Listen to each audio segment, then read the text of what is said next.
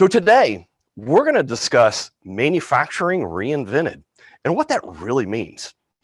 You'll hear not only from myself and Ron and Kevin from Markforged, we're also going to have a few people in the background. This is a little different format from anything we've ever done. So be patient with this. This is going to be different. So we'll have people in the background, Marcus Brown, Travis Bates, Jordan Swan, and Amelia Parada. So everybody's going to be here to answer any questions. So let's get moving. So let me introduce today's crew. So we have Ron Tayebi. Ron has been with Markforged for 4 years, and he's the South Central Sales Manager. So we have Kevin Smith. Kevin Smith, like myself, he's an old manufacturing guy. We've been around manufacturing for many years. Hey, Kyle. Hey, real quick, something that, sorry for the interruption. Whoops. What are you doing? Oh, okay. I tried to get this set up ahead of time, but one of our really big customers, Markforged customers in Atlanta, has been vetting out an application for one of their customers who actually just so happens to be in the Dallas-Fort Worth area. Okay. And so anyways, they've proven that this application works, and their customer in Dallas is actually right now experiencing some downtime that he just texted me. Apparently it's like $1,000 per hour that they're down. Okay. And, so my customer here in Atlanta is actually printing this part for him right now, but he's gonna have to overnight it, so it's gonna be a day. And I was wondering, I don't know if you had all the machines kind of slated out for today's presentation, but I've got this one part. I've already loaded it into Eiger, and whether you could maybe kick it off and save his butt, and they can just drive across town and pick it up from you there in Dallas. Okay. Well, I'll tell you what. Yeah, we were doing a webinar, but I'll tell you what, let's turn this into a learning experience. I'm going to step over to my computer, and we'll kick this thing off. That's what it's all about. I mean, I thought it'd be a cool example. I didn't get an answer until just now, so, the 11th hour. Okay, so here's Eiger. Looks like this is the part you got set up. This is the correct part, right? Yeah. Okay. So it looks like the part. Everything looks good. I'm muted. That's the part. Yes, sir. Yeah. Settings are good. All right. Looks like a 45-minute build. That's a pretty short one. Let's go ahead and kick this thing off. We're going to hit print now. All right. Fantastic. So we're printing this thing from, okay, let's just make sure it got here. Did it make it? Yeah, it looks like it's here. All right. So sorry for the interlude. So what we've done is we've kind of prematurely showed you some things that we're going to talk about here later on. It's the digital forge. So keep an eye over my shoulder here at the machine. It's going to be printing. It's going to do a quick calibration here in just a second, and throughout the presentation, it'll be printing a part. So we'll be able to help this customer out here in a little over 45 minutes. All right. So back to what I lost my place, Jordan. Okay. So we were talking about presenters today. So Kevin Smith, he's Kevin Smith from Detroit. He's got 20 years of manufacturing experience. He and I are kind of in a similar boat here. We've done lots of neat manufacturing things. If you look at my title, I'm the 3D printing application expert here at MLC. How did I become the expert? Well, somehow or another, I pulled off 25 years in manufacturing, and I've done some neat things. I've worked in aerospace, aviation, firearms, automotive, done things like injection molding, wood shops, all kinds of good stuff. So with that, let's get moving. So here's the things we're going to talk about today. We're going to talk a little bit about us. Then we're going to touch on the manufacturing landscape. And then we're going to look at how people are staying ahead of the curve. And then we'll talk about some key value drivers with those customers who are staying out in front of that curve. And then Kevin's going to come in and talk to us about the Markforged Digital Forge. And then the fun part, so what everybody came for, what we're doing here that's so fun and different, we're going to launch a choose your own adventure. So be paying attention. We want you to be asking questions, but when we launch those polls, we need your input to decide where we're going to go next. So that's coming up. And then finally, we'll wrap it up with a questions and answers. So let's jump right into it. So as I said, I'm with MLC CAD Systems. We're based in Austin, Texas, but our 3D printing headquarters is here in Dallas, Texas. MLC is what's called a VAR, a value-added reseller. And a VAR exists to serve as an extension of, in this case, the manufacturer, Markforged. The VAR allows you, the customer, to have a local resource for installation, training, and support. So here at MLC CAD Systems, we're actually a value-added reseller for not only Markforged, but also for SolidWorks and Mastercam. With these solutions, we're dedicated to providing our customers the best in-class solutions to assist in getting their products to market better, faster, and cheaper. And as you can see on our territory map, we basically cover the southern United States with 24 offices in 20 states today. So why do our customers choose MLC CAD Systems? Well, honestly, that's pretty easy. MLC is the fastest growing Markforged VAR in North America.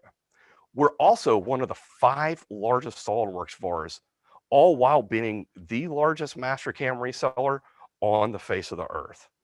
In the end, we aren't new to this. We've been in the business of bringing our customers the best solutions from art to part for almost 39 years. MLC offers many other services that complement our product offering, all geared to assist you in identifying and solving critical business issues. So that's MLC. Let's take a look at Markforged. Now, Markforged was founded in 2013 by a team out of MIT.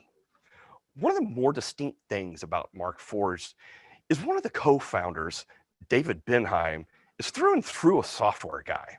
And the significant thing about this is, and we're going to see this multiple times through this presentation, it's not only that it brings the hardware to a world-class place, and it makes this hardware, so he's a software guy through and through, and it brings this hardware to light. It makes this hardware accessible anywhere in the world from many, many platforms.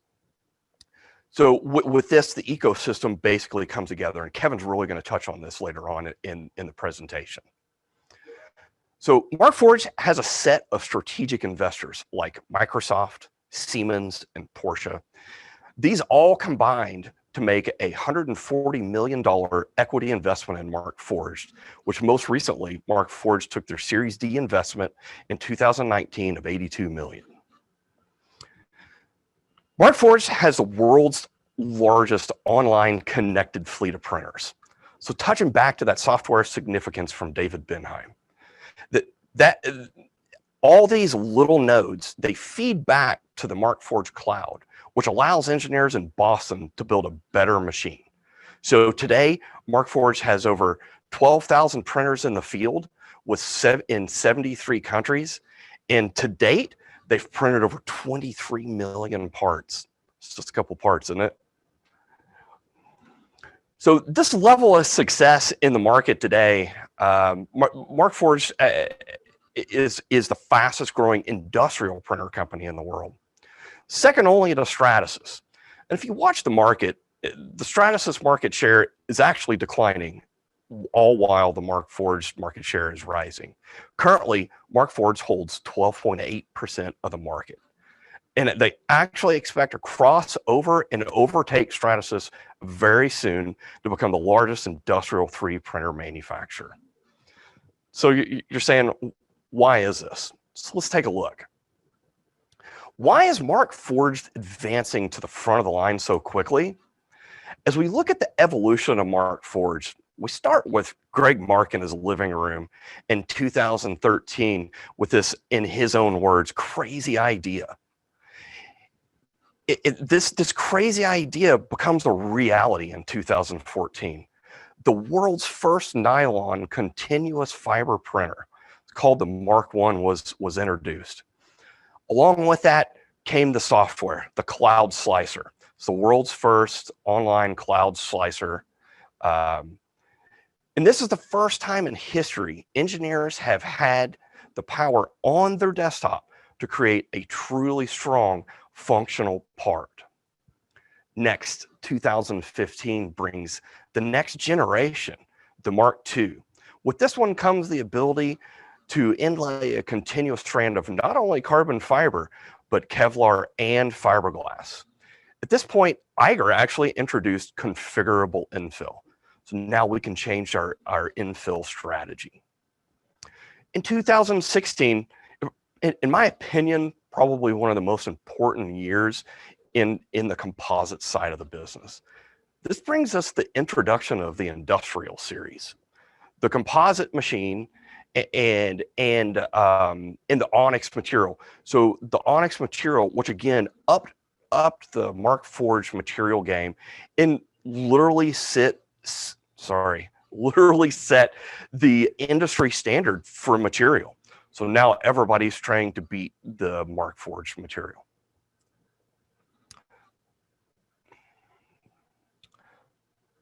All right, let's see.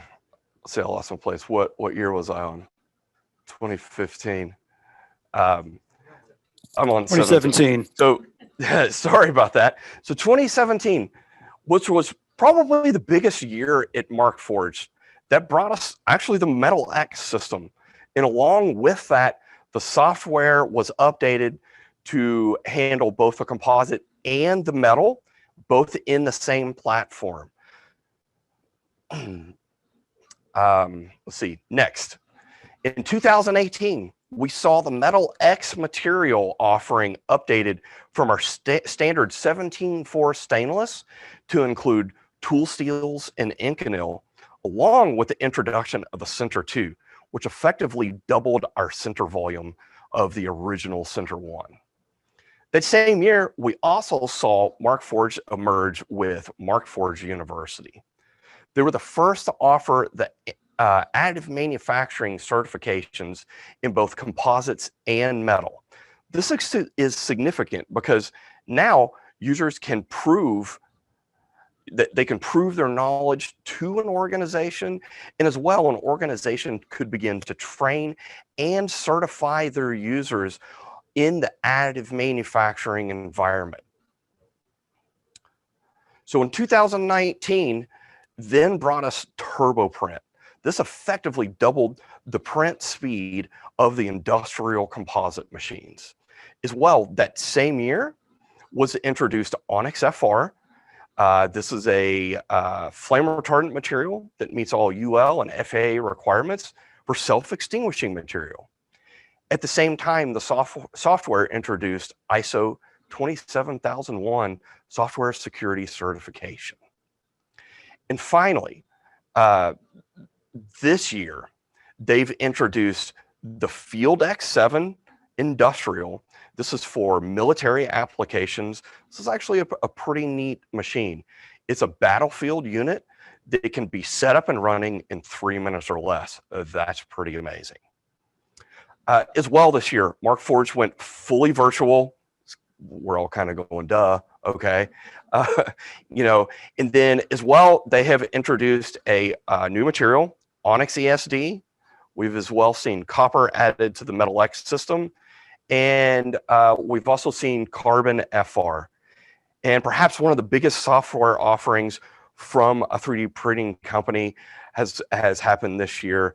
That's in the form of Enterprise Eiger and Blacksmith. And Kevin's going to talk a little bit more about these here in just a little while. As we look at advancements in additive manufacturing, let's look at applications that Markforged has enabled advancement in and helped pioneer.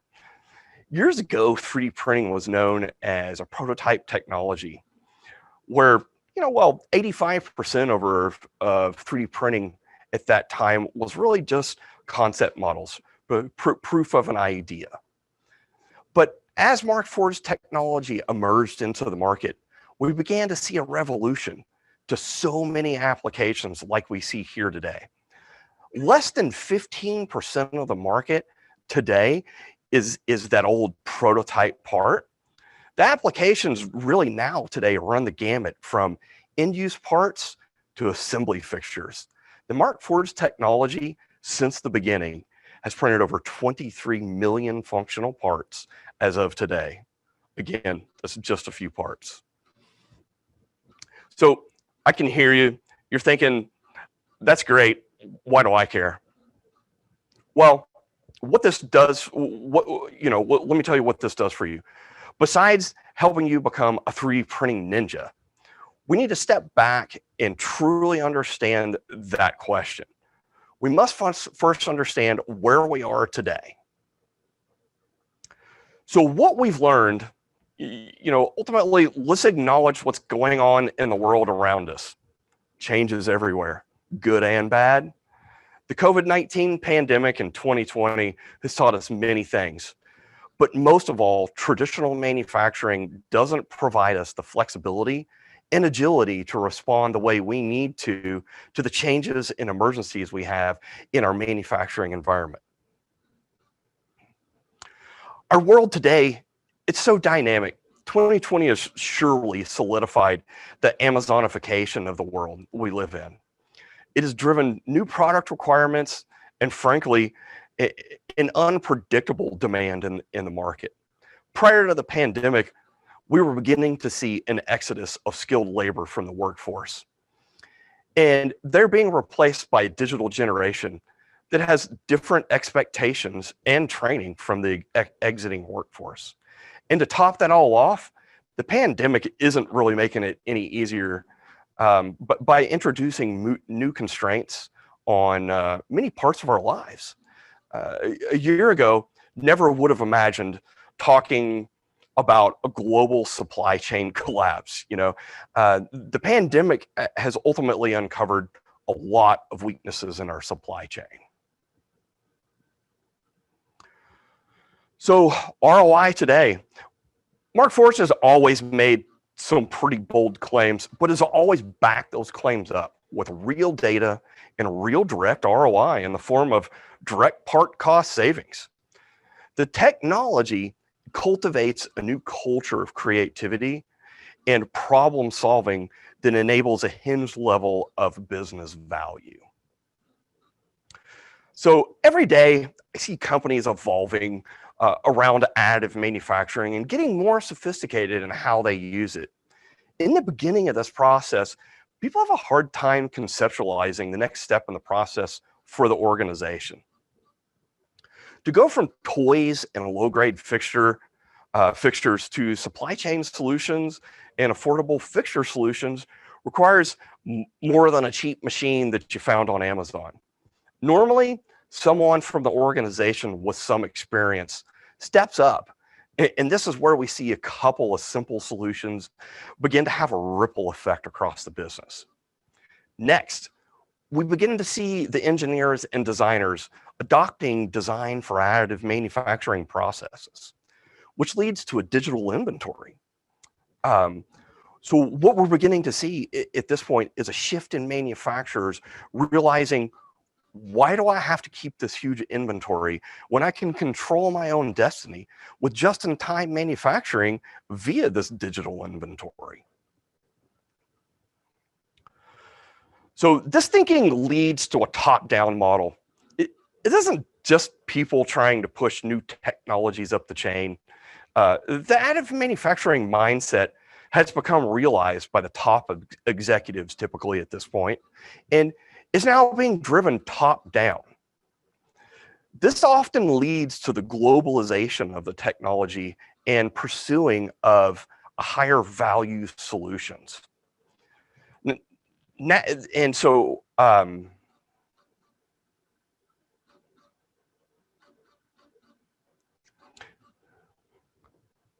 on, I got a slide issue here. Here we go. All right, sorry. So now I can move manufacturing so that they adopt the mindset of, hey, Now I can move manufacturing closer to my customer and foster a superior customer experience, while often at the same time increasing our product offering, because additive now is at the core of the organization. The Markforged technology is allowing our customers to realize they can stand up additional legs to their businesses and implement centers of excellence and additive facilities that can support those new legs of the business and overall global manufacturing.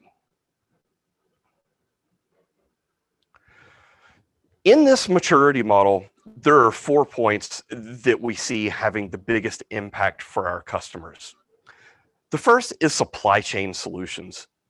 COVID uncovered a bunch of vulnerabilities in our ability to get parts and materials reliably, especially from overseas vendors, right? We've seen this time and time again. This leads into the digital inventory model, where low volume parts and fixtures are no longer kept in long-term storage and are instead printed on demand, saving time and warehouse space, and ultimately saving sunk costs in inventory. The digital inventory allows us to respond more quickly to shifting demands or local issues, because we're not waiting on any external vendors. You control your own destiny by being able to print what you need when you need it. This is all ultimately, it leads to increasing product offerings as you're able to provide a product or service that fills an untapped market or need, which brings us back to the Amazonification of the world.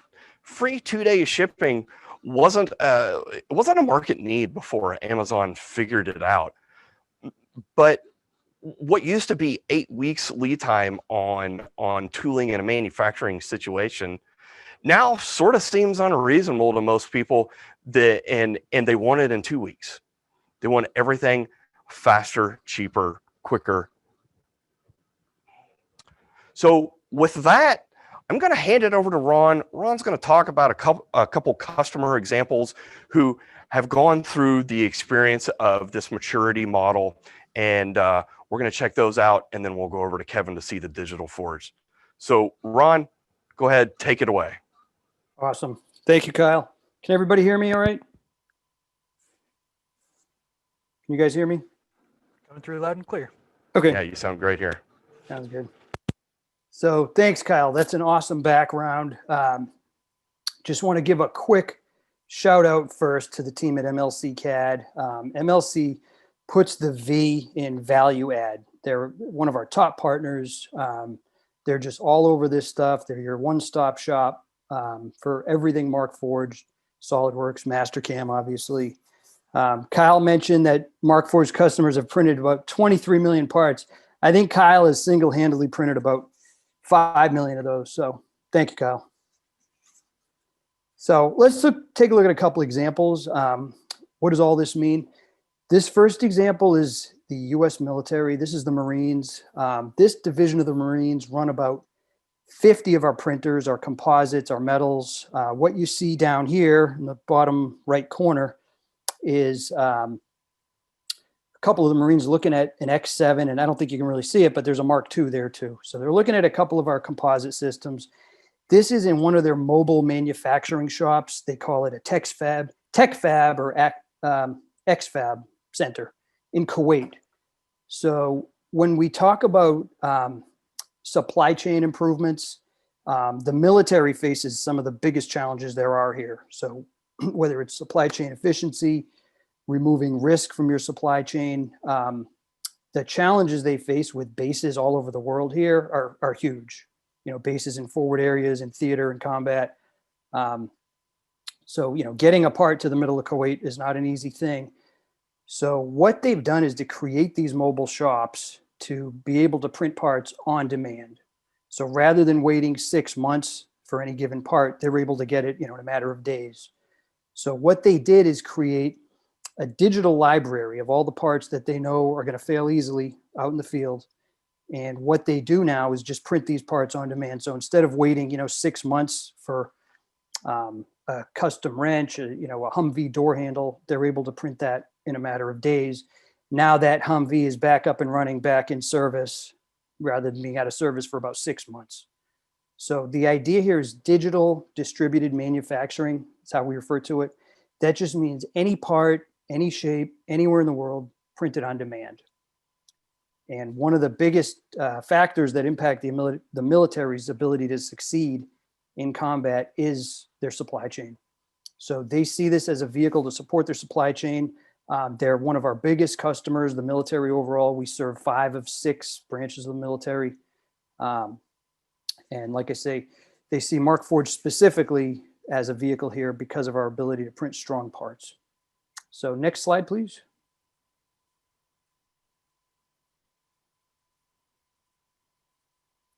So this next example is with Siemens. This is Siemens Energy, which is part of Siemens Group. Siemens is running about 7 of our X7s, couple of our metal systems as well, in a new innovation center in Orlando, Florida. And what you see here in the top right, this is a tool they created to work on this turbine that you see right below it. So this team was tasked with finding a better solution to service these turbines out in the field. So what they used to do, and what you see in this picture, is this turbine being taken offline, shipped to some repair facility, and worked on, and being taken offline for a matter of probably weeks, if not months. So what the team did was create this tool. It's essentially a circular saw, and you can kind of see here they printed the entire thing with a couple of exceptions. There are just a few off-the-shelf components, the tubes and the fittings there, but they essentially printed the whole thing. And what was intended to be a prototype actually ended up to be an end-use part. So what they did was they put this together intending to just prototype it, test it out in the field, and then they found that it was actually strong enough to withstand use out into the field. So what they're telling us now, Siemens is one of our biggest customers. Also, they're one of our investors. What they tell us is that the Markforged systems have really enabled them to speed innovation, speed time to market, and basically fail fast. So these tools are now their go-to. They when they have a new problem, new project, they start with the Markforged systems to tackle those problems. So those are just a couple examples. We have a big library of case studies, about 150 or so case studies that span our entire technology stack, all of our materials, our systems. So take a look at those, visit our website. If you have any questions about your applications or you want to dig a little further, don't hesitate to call us, call the team at MLC CAD. We'll be happy to work with you. So Marcus, back to you. Actually, let's kick it over to Kevin. We're kind of interested in this term, the digital forge. Can you tell us what that means? Hey everyone, how's it going? Thanks Marcus, thanks Ron, MLC team, you guys are killing it. Love what you guys are doing. So yeah, digital forge. This is our new branding of our entire suite of stuff that we offer from Markforged. And really what it means is that it's an intuitive additive manufacturing platform for modern manufacturers. And what we're going to be doing here is bringing the power of speed, agile software development to the industrial manufacturing world. So when we think about the digital forge, it's composed of hardware, software, materials, all working seamlessly together in one platform. That is the digital forge. And it's going to be built into your existing manufacturing ecosystem, and it's going to eliminate barriers between design and functional part. So with the digital forge, we're finding our adopters immediately reap benefits through massive time and money savings on parts. What does the digital forge include? First off, 3D printers, right? Everybody thinks we're just selling 3D printers, but in fact, we're not. Once again, it is an entire platform here that we're working with. So our machines, they're awesome. They are designed to be so robust that when we make upgrades, we don't need to change the machine, we just change the software. So part of that platform is immediate updates sent out through the cloud to your machine, where you just go to the machine, hit a button, and get the cloud update. That is the machine. And the machine has an aluminum unibody, like you can see in the background here. While it may look big and it may look cumbersome, that machine right there is only 110 pounds with everything that you see on it right now. So very durable, yet also lightweight. Like Kyle talked about earlier, we have that Department of Defense, for lack of better terminology, unit that's able to be shipped out in a crate and very easily carried and maneuvered around to wherever you need it. So the reason we were able to do that is because initially we designed this thing to be lightweight anyway. So great printers, all connected through the cloud. And then as far as the materials go, another one of our strengths, no pun intended, but like our materials are super strong. We have the ability to print in a nylon that has chopped carbon fiber in it. That's a base material. We have a regular plain nylon with no chopped carbon fiber in it. And then we have reinforcement fibers that will also add rigidity to the parts by a secondary process where we actually interlay full strand carbon fiber, fiberglass, high strength fiberglass. And then we also have, a really crazy option, but Kevlar. So with the different 4 fibers that we can interlay into the materials, we're going to be able to do something that nobody else can do with the materials. We've got numerous patents on that as well, so it should stay that way for a long time. But these are the things that have differentiated Markforged, and that's why we call it digital forge, is because we're literally manufacturing pieces for the manufacturing world with our systems. And to go further into the materials, we now have the MetalX system that Kyle also mentioned earlier. The MetalX system, we can print 17.4, we can print copper, we can print A2, D2, H13, and Inconel 625. So we have the most expansive metal printing capabilities for an FFF style printer on the market today. And with that, going from printing with carbon fiber strand to actually printing with metal on the MetalX system, now we're even more stronger than we were before. So the idea here is that we build strong parts with our materials. Now, one last thing, the software. The software is what ties this all together, and that is going to be our Eiger software. This whole digital forge is built from the ground up. So the software encompasses everything. It shows your machines, it shows how much materials on your machines, it shows all the different prints where they are. If they're finished, it keeps that information in the system. You can go back to that print later, that digital factory, if you will, or digital inventory, the library that we have. And Eiger really was the first cloud-based slicing software out there. And as Kyle mentioned earlier, we're now ISO 27001 certified, making us also the most secure cloud slicing software on the market. So that really is the digital forge. Next slide, please. Yep. So as we talk about just this idea of digital printing and digital Eiger, the software, digital printers, what's really happening here is we're gathering some information from our printers that are out there. We might have had a map up here earlier. I'm not sure if we have that map to show, but anyway, there's a map that shows the entire world and where all the Markforged printers are that are turned on, connected to the internet, okay? This isn't like some big brother exercise here. It's just we are connected through the internet so we can see, where our printers are and where they're online.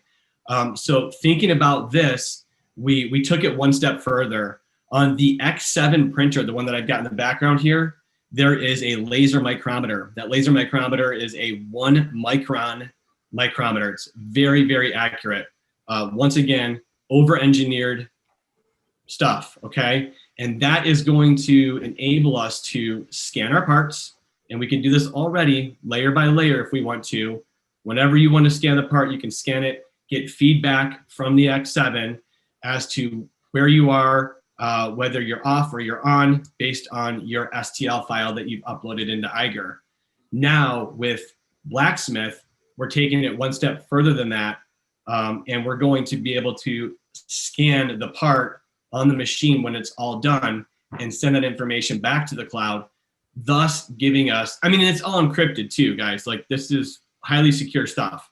So super encrypted, highly secure, but it's giving us point-to-point information to determine how far, if we were off, and or just how to make it better next time around. Because everything we do 3D printing wise is geometry dependent, just like every other manufacturing process. You do things differently depending on the geometry. So we get that information back through Blacksmith. Now we've got like this full circle of information coming to you from the digital forge. Hey, awesome. Thanks, Kevin. You know, Kevin, you and I have been in manufacturing for what seems like eons. You know, as far as you're aware, is there another platform out there that's set up like this, where the hardware, the software, and the materials are all integrated in such a way that the quality control and repeatability is just literally built into the system? It's a no-brainer. Is there anything out there like that? No, and that's because we built it from the ground up. So we have, everything is what we do. So we've engineered it all. That's awesome. Awesome. All right. Well, thanks a million, Kevin. I appreciate it. I'm sure that's not the last we'll hear from Kevin today. We're gonna get into the next part. This is the fun part. This is what everybody came for. So this is where we're gonna launch a poll. So this is gonna be choose your own adventure. We obviously have the showroom here, and we have the industrial composite machines, and we also have the metal.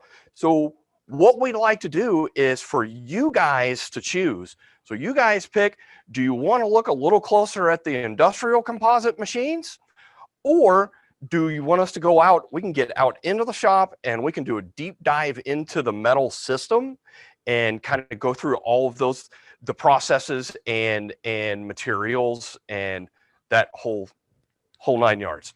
So as we wait we're gonna wait just a minute, see what the polls are coming. I think I know where everybody's gonna lean. So we'll see. Just a second. Got a little over half have voted. Got about, you guys go ahead and vote. So if you don't have a vote, just any mini mighty mow it, right? Just pick one. It's okay. All right, because ultimately if we have time, we'll come back and hit what we didn't touch. Oh, we're tied. I think we need a recount here, guys. I was just gonna say that. Oh, I didn't want to get too close. No, Wow. Hey, too soon. Too soon. Too soon. Yeah. The votes in the Too middle. soon. All right. So Well- it's going to be Arizona. Come on, guys. Oh, metal pulled ahead. Metal pulled ahead. All right. Let's call it that. We're gonna go ahead and call this election, and ultimately this isn't really a democracy, so we get ultimate control. So here's what we're gonna do. We're gonna call it for metal, and so that's where we're gonna go. So can you? Oh, yeah. So I'll click the If metal you'll- here. Just set me loose there on metal. All right. So, but because the material is solidified in a single controlled center operation, wait, what just happened? Yeah, I don't know. All right, sorry, the choose your own adventure kind of went off the rails here. Okay, so I tell you what, here's what let's do. I want to talk about real quick. Let's do an overview of the process, how Atom works, and then we're going to talk about the materials. Okay, and then we're going to go dive into the equipment and go through each one of those. So the way this starts is you're going to design your part in the CAD package of your choice, which of course you're using SolidWorks, and then from that point we're going to save our STL file bring it into our slicer software, and we're going to hit print. So what happens is Eiger has a specialized algorithm. It's going to analyze your geometry, and it's going to add the shrink that you need in your part. So it's going to vary per material, but that's somewhere in the neighborhood of 20% typically. We're going to touch on this just a little bit here in just a second. So what happens is we print the part, and it's printed FDM style. So we're talking about a metal powder that's bound in a wax and polymer matrix. Okay, then that's going to go to a debind station or a wash. And then the final step in the process is a sinter, and out comes the end part. This mimics the metal injection mold industry. So materials. So what we have available today is 17-4 stainless, Inconel 625, A2, D2, and H13 tool steels. And we've just recently introduced pure copper. Okay, as we stand here, this is the whole Metal X system. So this is the first step in the process. This is the printing. So just to prove what we got going on here, so that's our material. So as you can see there on the left, we have 17-4 pH stainless steel loaded in the machine. That's going to spool off through your heated nozzle. There on the right, what you see is the release material. So what we're doing is we're building with stainless, with our 17-4 stainless, and then the overhangs are supported with 17-4 stainless material. Once that overhang support reaches the part, we print a layer of ceramic. And that'll come in at the final phase of the process, but essentially what it's going to allow you to do is just knock off the supports or lift the part off of the supports. So this machine is going to move back and forth printing FDM style your metal filament. This is a closed loop heated environment here. And as your parts come out of this process, they're going to be almost what I would describe as clay-like. We call these green parts. So green parts are unsintered. This is straight out of the center, or I'm sorry, out of the printer. And this is what our parts would look like. This would go to show you, we actually stopped this one short, and this would allow you to see the sparse fill infill inside of the part. This is the only way you can get sparse fill infill inside of a fully sintered metal part. So next step in the process, we've printed the part. We're going to come to our debind station. So that's our wash. So what we're going to do is we open up the wash station. We pull out, for lack of better terms, our French fry basket. We drop in our part. And this is going to go in and soak for an allocated amount of time. So Eiger is going to tell us how long this needs to be in here. So as soon as we tell Eiger that, hey, I put the part in the wash, it's going to tell us, hey, your part's done. When it's done, it's going to send you an email. When that happens, we're going to go to the dry side of the wash cycle. This is just getting all of the wash fluid out of that part prior to going to the center. So this is just a quick few hour cycle that'll go right here. Okay, so once that's part done and washed, we're going to come over here to the furnace. Now, this is a Center 1 furnace. We also offer a larger Center oven. So basically what we're going to do is we're going to take our parts that are printed, we're going to put them on this center plate, and it gets pushed all the way into this center furnace, all the way in. And now that will go through a center cycle. It's hard to see. Yeah. So your center cycle is going to be anywhere 25 to 27 hours, depends on your material. Once your parts come out of the center furnace, remember I said your supports are the same material, so your part will sometimes literally just lift right off of your supports. Remember I said the shrink, so the software is adding the shrink. So when we talk about 20%, this is the difference. So this is a pre-centered part, this is a post-centered part. So it's a pretty significant, right? And these are just examples of some other materials. these parts here, this is going to show us our part finish. This is a part directly through the process with no post-processing. This is a part that we sent through a ceramic tumble. So this tumbled for about 6 or 7 hours. And then this is a part that it looks quite shiny, doesn't it?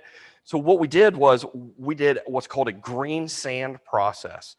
So we ran like a 400 grit sandpaper across that part just before we put it in the center furnace.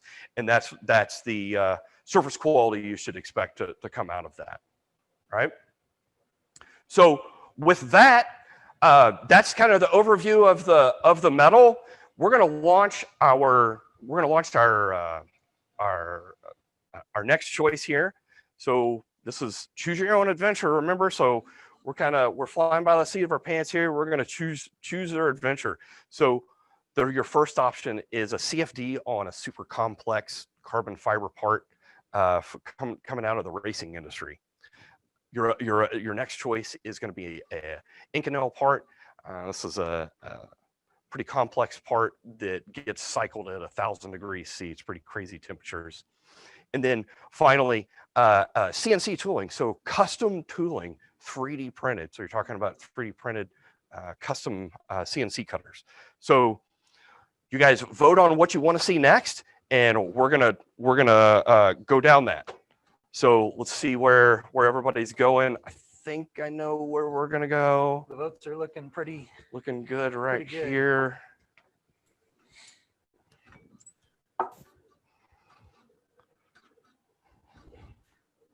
I'd say we call it. Yeah, that's significant. I mean, it's in the red. We're good. Okay. So there we go. So what we're talking about is custom CNC manufacturers, and this part this part actually answers the following question: where do some of the world's best manufacturers go for when off-the-shelf CNC tooling just isn't going to cut it? You know, every pun intended there, right? So GUHRING is a CNC tooling manufacturer, and they're on the cutting edge of manufacturing of carbide and polycrystalline diamond cutting tools. And they bring that expertise to bear in literally the most demanding cutting applications in the world. So CNC cutting tools, they're mounted into generic holders, and the body is, it's a challenging part. It must, let's see, I'm gonna make sure we're showing, do you want me to keep moving this, Marcus?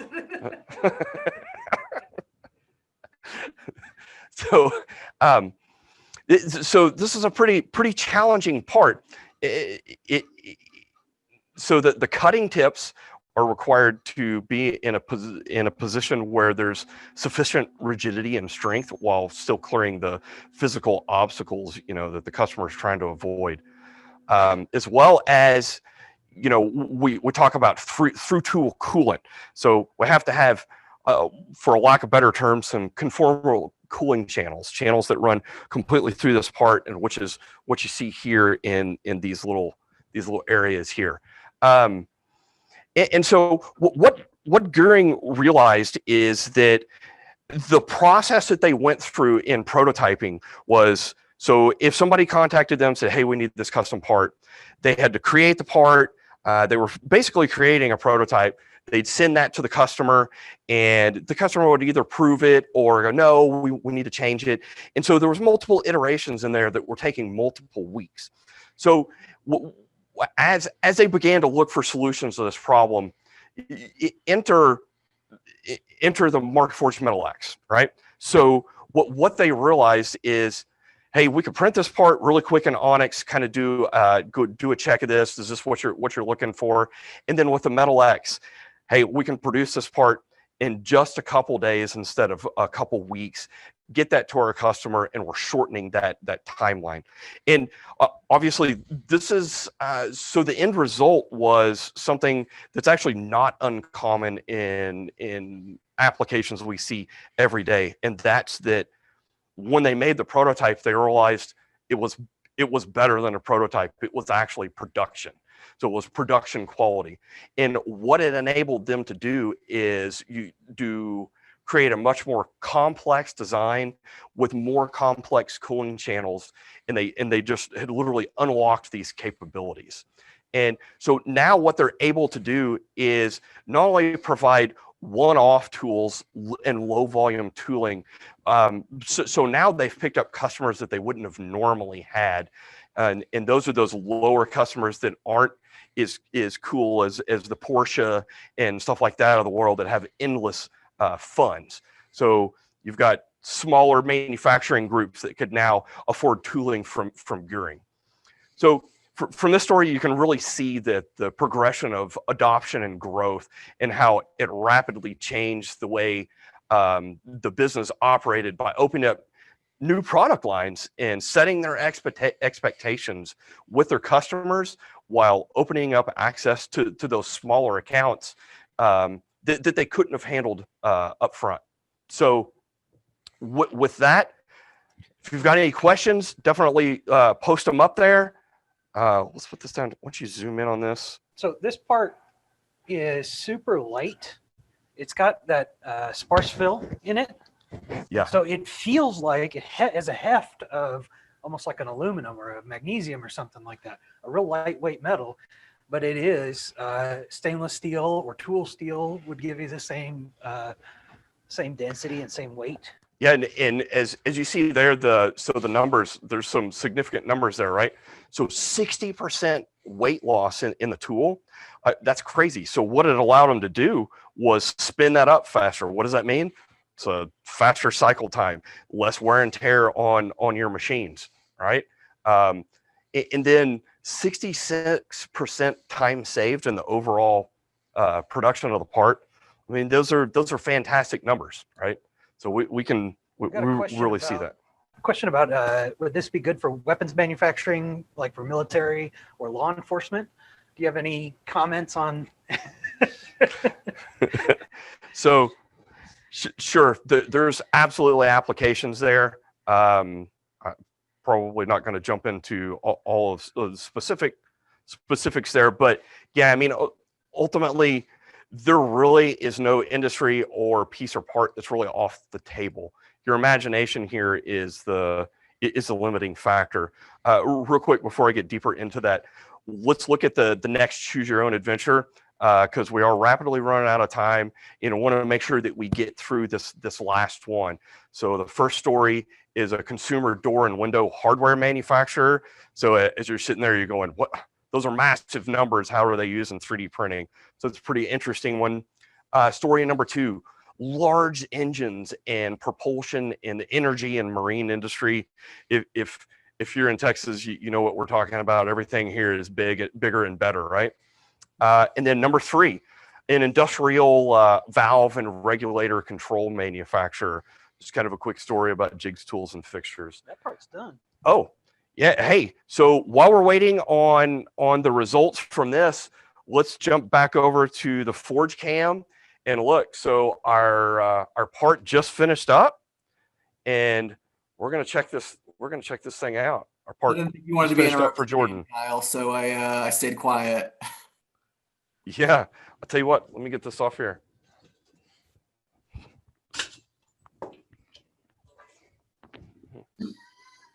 Wow. Yeah. So this part looks amazing. It's a pretty specialized little part. So can you imagine cutting that on a CNC machine? That'd be fun. Kevin can tell us all about CNC and some crazy stuff. I don't know if we're on the right camera. He's on the Forge camera. There we A little go. better. Awesome. Yep. How's that? Beautiful. good. We're gonna be so happy with that. Love it. So yeah, send your representative over, and we're ready to go. This part's as good as out the door. It's Yeah. doesn't require any post processing. Yeah. We're ready to ship this thing. All right. So So- we're getting any poll results? Yeah, so it looks like everybody wants to see that energy and marine propulsion, those big, heavy steel That's parts. good. That's my favorite. Everybody's coming up with the correct answers, huh? Yeah, that's my favorite. All right. So, but back to the gentleman that had the question. If you want to discuss, more specific applications in, more in depth, definitely reach out to us, and we'd be happy to talk about all of those. Or are there applications that you're talking about? Heck yes, there are, for sure. Another really good question from Craig Kayer. I don't know if we have time right now, but he's asking about. Hold on, I gotta get this big heavy part up. Okay, do it. A huge, heavy part. How heavy is it? Oh, it's a ton. Yeah, someone's gonna do squats. So what we're talking about here, this is actually a customer success story from a company by the name of Wartsala. It's when you ask the question, how much weight can a 3D printed part safely lift? This can actually be a fairly relevant conversation, right? So this is this is actually going to highlight. I love this. I love this part. I'm having a hard time finding my words. So, this is the world's first CE certified 3D printed lifting apparatus. So if you look at the picture here, they're lifting a gargantuan crosshead. So I spent quite a bit of time in the oil and gas industry, and I can remember we always struggled with picking heavy things up. Everything had to be moved by a crane or a forklift or something like that. So one of the big things we really struggled with is if you think about the flow side of oil and gas, everything is this gargantuan piece of cast material as it comes through the door, and it has to go through multiple machining operations. So this is less about that specific application you see on the screen there, and more about, hey, this should spur your imagination about the things that you can do. So we in oil and gas, we struggled with getting parts in and out of CNC machines, especially when you're talking about castings that are multiple hundreds of pounds and they have multiple operations. So if you're talking about a big casting that has 5 or 6 machining operations, you definitely want something that's pretty versatile. You want to be able to change it, make modifications of this pretty rapidly. So this is a pretty neat setup what we've got here. When we touch back to Wartsala, ultimately, when they began this testing, nobody was really sure that this was going to work. But ultimately, to get not only to get this lifting fixture to work, they as well had to make sure that it's safe, right? So when we talk about safety, the safety factor had to be a safety factor of 4. So if you're lifting 200 pounds, you're now talking about an 800-pound test, right? So this had to withstand that. So ultimately, in the end, they created a fixture that was 75% lighter, so it was easier for the operator to handle. So when we think about an operator having to pick this thing up, clamp it to the top of a crosshead, and lift it up, you've got that, as well as this is a highly machined part, and as you can tell by the size, they're extremely expensive. So if you take this carbon steel fixture that's really difficult for somebody to pick up and carry, you do take a chance of dinging, scratching, marring that machine surface, and now you've either rejected that part or you now have to go on and rework that part. So let's, yeah, so this one Marcus, okay. Oh, yeah, Yeah. So this was a fun application for us. We didn't put any more than a ton in here, but I was able to pick it up. It's amazing how light a ton really is. And the fixture's really light too. Obviously I'm picking this up with one hand. Neat application. So if your business is picking up 5-gallon buckets, I've got the solution for you. No, in seriousness, again, this is just kind of an outline of something that could really be modified. So with that, guys, we're kind of through all the choose your own adventure stuff. Really happy that everybody showed up to join us today. We're gonna hang out. We'll take questions, any questions and questions you got. We'll try to get the answers over to you. You know, we've obviously got the experts on the line, and we got Kevin and Marcus and Travis here. If there's something specifically you want to see, put it out there. We're happy to stay on here for as long as anybody wants to stay.